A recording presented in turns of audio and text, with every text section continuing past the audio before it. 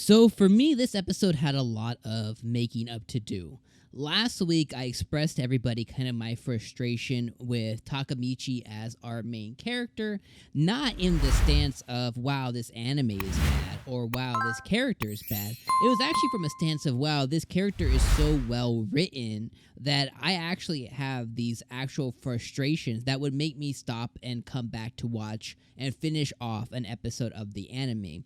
And it wasn't a knock in any way, shape, or form towards being like, oh, wow, this sucked. It was more of a, wow, it was so well written that I am just just next level frustrated at watching the events that are taking place, and I would need to take a step away and come back. Really, that is more of a compliment towards kind of the writing and direction of this character, that it could muster up such feelings within me.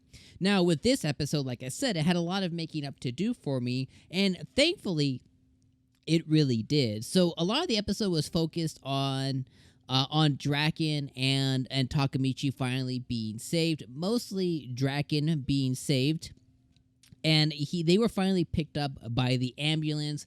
The cops came, which ended the tussle and the fight, because the cops finally were able to come, and that kind of scared everybody away. But before that happened, Mikey and the new guy, whatever his name was, put it down in the comments because I completely forgot what the dude's name was. He's kind of forgettable, but regardless, he threatens Mikey, saying that, I'm going to start a new gang called Valhalla. Lame or not, it is what it is.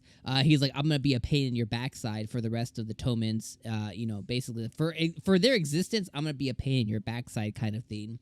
And Mikey's like, at this point, he's like, frustration next level. So he starts racing to the hospital. While that's happening, Takemichi's with Draken inside of the ambulance. They're being rushed to the hospital, and Draken flatlines. And I was like, wow, don't tell me that even though they've made it this far, that homeboy still dies. Now, thankfully, that wasn't the case. They were able to do CPR and get a pulse back and things like that, so he was able to get out of cardiac arrest, which was really good. And they made it to the hospital where, they had to do like a last-minute operation for Draken to try and obviously, keep him alive. As that's happening, Hina and everybody, from Payon, everybody came to visit Draken, because they're all freaking the F out as thinking that he might die. So everybody is there. And then Mikey's like the last one to make it. And he's kind of the breath of fresh air, saying that, Draken promised me we would take over, the world essentially.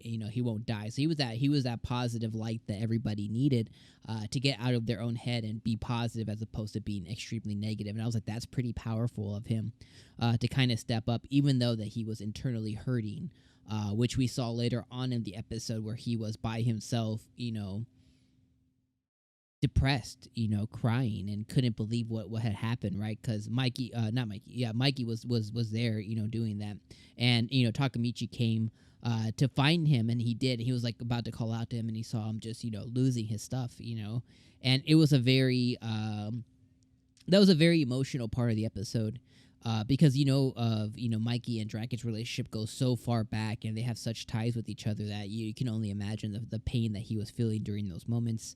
But hiding it so well for the betterment of everybody else, to try and bring the positivity in, but wipe out the negativity, so that he himself wasn't feeling it in that moment too, because that's what Draken needed in that moment. And I thought that was pretty powerful as well. As the episode kind of moved forward, and as it moved on, Takemichi finally came to the realization that he made it into August 4th, which was the next day. So he finally completed his mission, and he was overcome and overwhelmed with a ton of different emotions.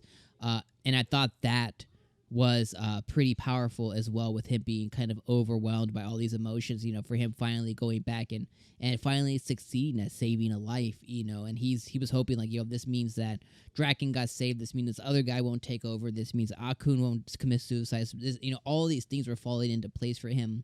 And he finally decided, as the episode moves forward, he finally decides to meet Hina one last time, give her a 4-leaf clover, because she's his good luck charm kind of thing. I was like, yeah, that's special.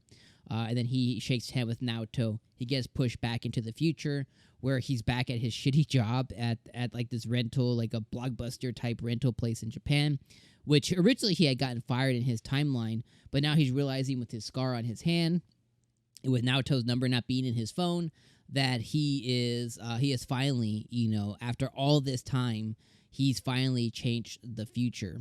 A couple of questions I had before I keep going forward is he was also given Mikey's Toman gang uniform, so that might mean that he was in the gang, in his past. Hopefully, he could begin remembering some of the events that happened, because it seems like as he time leaps back and forth, some of those memories need to kind of be pushed forward slowly back into his head. So I'm wondering what that means. How much time did he spend in the Toman gang?